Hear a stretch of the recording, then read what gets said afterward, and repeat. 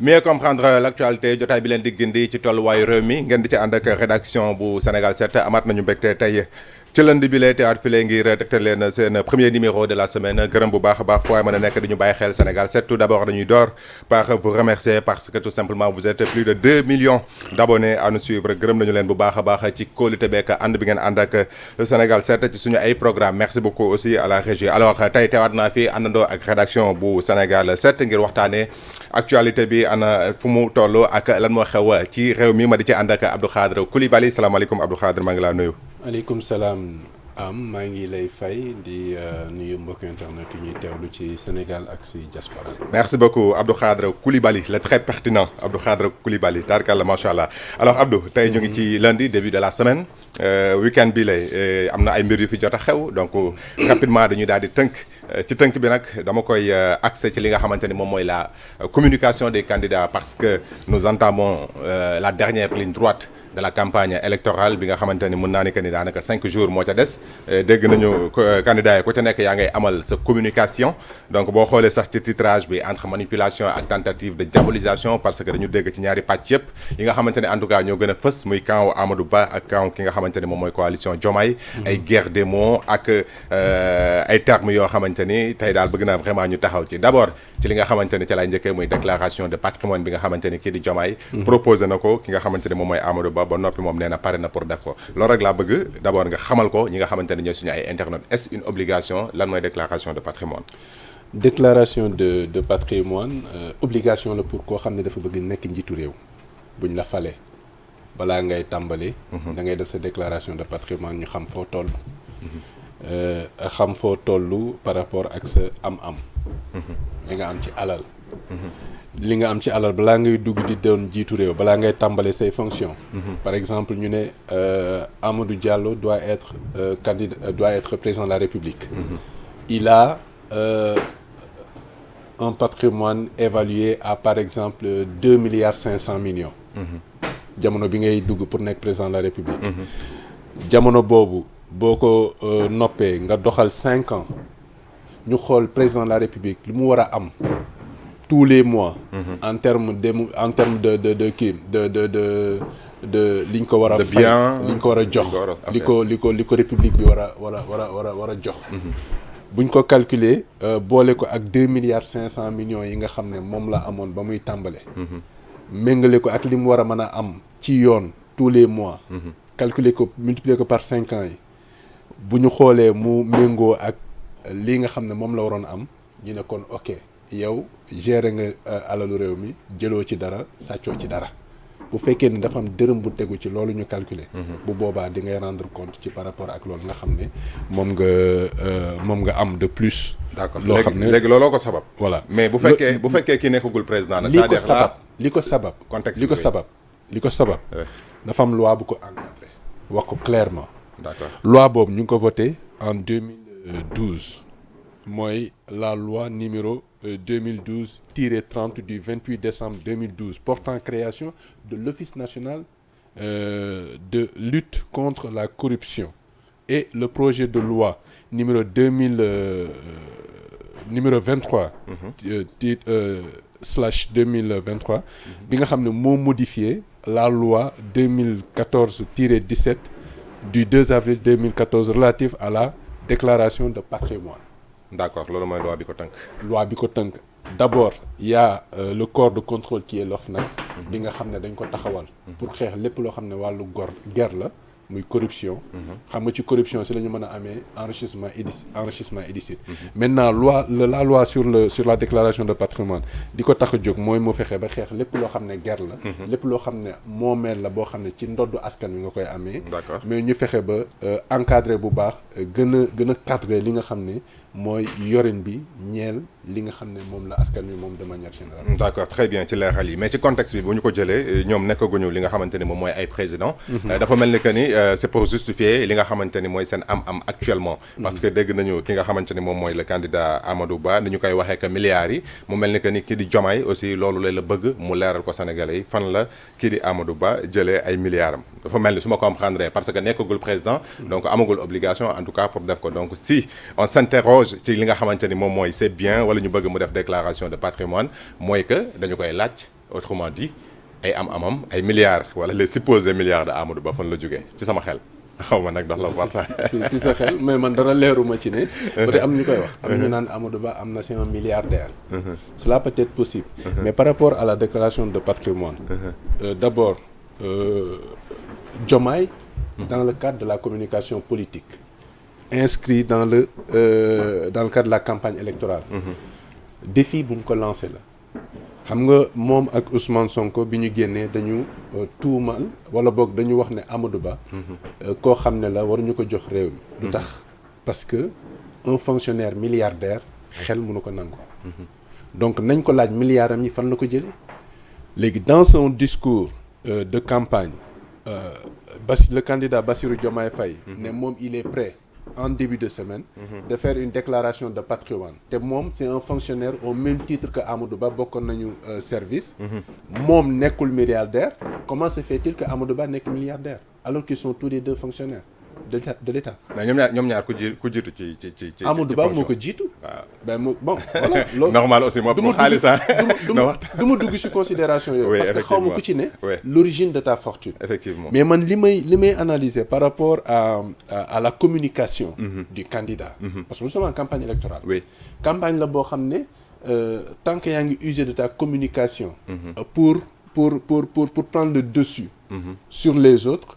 Sur tes concurrents, mais pour orienter également le choix des candidats. Nous sommes en politique. C'est ce que je dis, la manipulation ou voilà. Mën na am manipulation, mën na am dénigrement des deux bords. Ouais. Wala de plusieurs bords, parce qu'on a plusieurs candidats. Effectivement. Maintenant, ñi ci gën a illustré par rapport à cela, à ce jeu-là, c'est le camp de la coalition Diomaye Président et le camp de la coalition Benno Bokk Yaakaar. ku ci ne en tout cas. kii mu ngi tuumal moromam ne ko yow milliardaire nga sa alal bi nga jëlee peut-être ci kaw ndodd askan wi nga ko amee.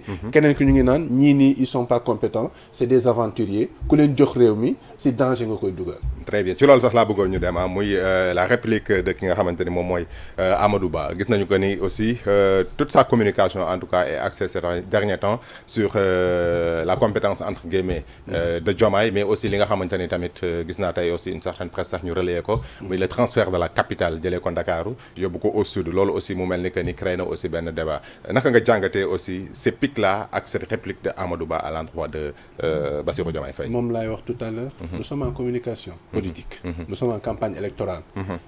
xanaa nag man du ma nekk candidat. yow nga nekk candidat. nga ne ma man sàcc laa. wala nga ne ma man jubuma dama jubadi wala man xaw ma dara. mais ma toog qui ne dit rien consent. Les Sénégalais nous écoutent. Les électeurs nous écoutent. Les électeurs nous regardent. Les électeurs sont très attentifs à nos actions, à nos actes, à nos réactions. Donc bu fekkee ne dañ ma tuumal lool wala ñu ne ma lii ak lii ak lii ak lii. qui n'est pas qui est nocif à mon image ben du ma toog di seetaan. Ce qu'on appelle la réponse du berger à la bergère. kenn du ci toog di nangu ñu lay sànnil yenn kàddu yoo xam ne c'est pas bon pour ton image mais sa électorat ni ñu lay xoolee doute mën na ci am ba ñu détourner wala ñu bañ la voter. Donc loolu le candidat n'a pas être aussi imprudent pour ne pas apporter la réplique. Maintenant ci réplique boobu da nga ciy lire ñaari mbir. da ngay répliquer parce que da ngay leeral. beneen da ngay répliquer mais pour contre-attaquer. contre-attaque bi effectivement du leen lu dul xamal sénégalais yi wala boog gëmloo sénégalais yi ne ñii nga xam ne boo leen joxee réew mi. c'est des aventuriers mën nga leen jox réew mi dugg ci danger et cetera et cetera et cetera maintenant nag dafa am loo xam ne c'est à comprendre. dans cette communication là. xam nga mënuñu wax ne Bassirou Diomaye Faye c'est un incompétent en tout cas jusque là où. Il a eu à être fonctionnaire de l'État aux impôts et aux domaines wax na moom lan moo nekk sa mission sa tâche waaw tâche mais conduite am nee na moom il a tout fait pour être un fonctionnaire compétent un fonctionnaire vertueux un fonctionnaire boo xam ne dafay respecter les règles d'éthique et de déontologie moom loolu la wax maintenant bu fekkee ne dañ bëgg évaluer Bassirou Diomaye Faye ne ko mënul gérer réew mi ben mënuñu ko évaluer parce que gérer gul réew mi li ñu mën a sukkandiku ci moom mooy li nga xam ne wax nañu ko mu am ko projet am ko ambition pour réew mi. De toute façon am na benn baromètre boo xam ne lancé na ko. mooy nekk naa impôt et domaine plusieurs années. kenn mësuma wax lii ak lii ak lii ne lii ni ma ko yoree baaxul wala lii jël naa ko te moom ma ki et cetera. donc c'est un indicateur boo xam ne bu am solo la pour le choix des électeurs. beneen bi mooy bu fekkee ni dañ ne leen ils sont incompétents te yoraguñu réew aussi mooy lu wax tout à l'heure bu boobaa Sénégalais ils vont s'interroger. L'objectif dans cette communication là mooy ku ci ne ràcc jëmale sa boor. mais une question fondamentale. Oui. Abdou Khadre connaissant la société sénégalaise. ni ñuy xalaatee ni ñuy analyser aujourd'hui cette communication moo xam da ngay ràcc jëmale sa boor moo xam da ngay ràcc pour yàq. sa nawle wala sa rival. tey ban effet ban impact la mën a def ci électorat bi. mën na am impact comme mën na bañ a am impact. De toute façon impact négatif yi sur le candidat Amadou Ba moo gën a yaatu moo gën a bëri. ah bon. waaw parce que dañ ko tuumaal ne dafa nekk milliardaire mais am na lenn ci lu ñu gis ci ay biens wam. gars gis nañu dans des images l'opulence qu'il y a dans sa maison. yooyu noonu c'est des indicateurs. Maintenant de l'autre côté il est vrai Amadou Ba def na plusieurs années aux impôts et domaines. Amadou Ba a été ministre de l'économie et des finances. Amadou Ba a été premier ministre. donc foofu noonu mën nañ ko nangul ne kii war na mën a am une compétence yi. maintenant au-delà des compétences yooyu noonu dafa am yenn valeurs yoo xam ne dafa war a accompagner loolu te loolu la Sénégalais yi di xaar doute boobu la Ousmane Sonko ak Diomaye Faye jeté sur le candidat Amadou Ba. te ba fi ñu toll nii. beneen côté bi aussi. maa ngi ñëw ci beneen côté bi te ba fi ñu toll nii Amadou Ba. en tout cas défi bi ko Diomaye Faye lancé au sujet de la déclaration de patrimoine. oui boo xam ne bon amul benn cadre légal jamono bi ñuy wax ak yow nii parce que candidats yi.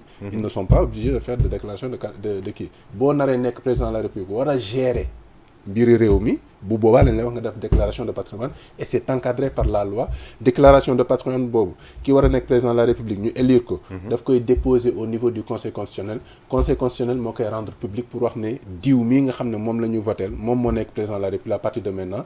lii la am ci moomeel nañu mettre le doigt là-bas xaar ba ci cappaandaw ga buy terminer ñu xool la mu jot a am est-ce que. méngoo na ak la ma waroon a am wala dafa ëpp wala dafa néew et cetera maintenant de l'autre côté. dafa am loo xam ne Diomaye président daf ko jaay. mooy transparence bi muy wax. Ousmane Sonko bu ñu fàttalikoo il y a des mois derrière nous waxoon na fi ne def naa 15 ans impôt et domaine amul benn fukki dërëm boo xam ne mas naa ko jël personne parmi ceux ñi nga xam ne ñoom laa doon contrôler personne n'a réussi à me corrompre. loolu lu am solo la ci li nga xam ne moom la ñuy xaar ci njiitu réew. mais boo jëlee réplique wu Amadou Ba. oui et de certains souteneurs de Amadou Ba. ñoom ils ont pointé du doigt les limites. de Bassirou sur sa communication sur sa posture ainsi de suite da ngay gis donc loolu lee laa wax boo ko jëlee aussi nga teg ko. jël aussi ñoom la ñuy tuumaal Amadou Ba nga teg ko. est-ce que aussi ci balance bi tamit du équilibrer un peu wala du teye aussi bu liy teyee xel. ci ñenn Sénégalais yi aussi mënul tey xel ci ñenn Sénégalais pour être président surtout la personne de Diomaye. bon waaw loolu c'est aux Sénégalais d'apprécier. mais ñun liñ ci mën a wax. mooy erreur de communication moom day am. loolu moom day am. am na mën na nekk des lapsus. yoo xam ne nee naa ñu ngi ci campagne électorale. benn erreur duñ ko baal le candidat. maa ngi dégg ci benn passage benn vidéo boo xam ne ñu ngi naan Diomaye mu ngi wax ne Kaolack sax ci Dakar la bokk. non Diomaye du ñemee wax loolu bu ko waxee peut-être lapsus la journée koor la ñu nekk. koor gi daf lay travailler en fait. mën na def de sorte que xiif bi ak caravane yi mën na la jàpp ba ngay juum maintenant njuumte yooyu noonu. la benn candidat dul baal wala koo xam ne farul ak yow du la ko baal. puisque nous sommes dans l'ère des technologies de l'information et de la communication loo mënti def du dañ du effacé wu dafay des parce que c'est enregistré. donc loolu noonu boo amee mais dañuy jël cette faille là on l'exploite contre toi. et c'est très normal. c'est très normal mais dinañ xam ne kii nii umpalewul ne wala ñàkkul bañ a xam ne effectivement Dakar nekkul ci biir Kaolack nekkul ci bokkul ci biir ci Dakar donc c'est des lapsus yoo xam ne dafay arriver d'autant plus que contexte bi ñuy defee campagne électorale bi mësul am ñu def campagne électorale en temps de Ramadan. Merci beaucoup en tout cas pour tous ces éclaircissements Abdou Khadre Coulibaly. Vous le savez mesdames et messieurs, le dernier virage est entamé, l'élection présidentielle au Sénégal prévue le 24 mars, donc à jour J-5, oui. Ouais, baal ma j'ai pas pu l'aborder mooy fii Diomaye di waxee ñu ne dafa ne Casamance wala boog la zone sud Casamance. Pour la capitale. mën na nekk moo war a nekk capitale. C'est-à-dire que foofu aussi il y a de la manipulation. war na nekk capitale. ak mënoon na nekk capitale ça fait deux. Diomaye dafa ne potentiel bi nga xam ne la zone sud am na ko. en matière de ressources naturelles. xam nga ne àllu Casamance bi amul benn àll bu mel noonu ci biir réewu Sénégal. lii sous-sol bu Casamance regorgé en ressources naturelles en pétrole. peut-être bien en gaz bu fekkee def nañ exploration yi. en yeneen ressources naturelles yoo xam ne am na fa. mais Diomaye sur la base de ça nee na mais effectivement Casamance waroon na mën a nekk bu ko nekkoon sax. xel yi mën na ko nangu. mais il n'est pas dit que dafa ne. mais dafa war a nekk wala moom bu ñëwee dina ko def. bu ñëwee dina ko def mais capitale yëpp waroon nañu mën a nekk capitale du Sénégal. et puis loolu sax bokk na ci politique tout dépend du potentiel bi nga xam ne moom la capitale régionale bi présenté. Kama il propose Thiès. waaw mais voilà chacun gis naa ko ci programme am Kama gis nga am. loolu laa lay wax ci manipulation bi ak ci dénigrement yi. les candidats ont le droit de faire les propositions qu'ils veulent et les Sénégalais apprécieront quand ils seront face aux urnes. Merci beaucoup Abdou Khadre Coulibaly. Donc c'était votre premier numéro de la semaine, mieux comprendre l'actualité, le rendez-vous avec les journalistes de Sénégal 7 pour décortiquer, analyser, jàngatal leen actualité bi ana naka la tëddee. Xam naa ne certainement demain nous allons aborder le fichier électoral ndax fi mu toll nii nag bëgg naa vraiment ñu dugg ci sujet yi nga xamante ni dina dimbali sénégalais ci vote yeeg chiffres yeeg les bureaux de vote ak le matériel électoral. Donc loolu la on vous promet demain inchallah rédaction bu Sénégal 7 dina ci def le point ñi nga xamante ni aussi ñoom ñooy les observateurs. Donc gis nañu que ne CEDEAO envoyé na déjà 130 observateurs donc pour ñu ñëw saytu li nga xamante ni moom mooy élection présidentielle. L'Union européenne aussi annoncé la présence de ces observateurs dans les 46 départements pour dire que dafa mel ni daal fi mu toll nii tout est fin prêt donc pour l'organisation des élections bi nga xamante ni donc dimanche inchallah 24 mars ci la Sénégalais di dem di tànn ki nga xamante ni moom moo war a prédestiné donc ci li nga xamante ni moom mooy ëllëg bu Sénégal. Gërëm nañu leen ci ànd bi ngeen àndoon nag ñun merci beaucoup à tutti xam naa ni que ni dafa sonn ci koor gi la masa coona rendez-vous inchallah ëllëg. Merci Abdou Khadre Coulibaly. Merci beaucoup yéen tamit ñu doon teewlu ëllëg inchallah ñu teewaat fii pour beneen numéro mieux comprendre l'actualité ñu yendoo ak jàmm.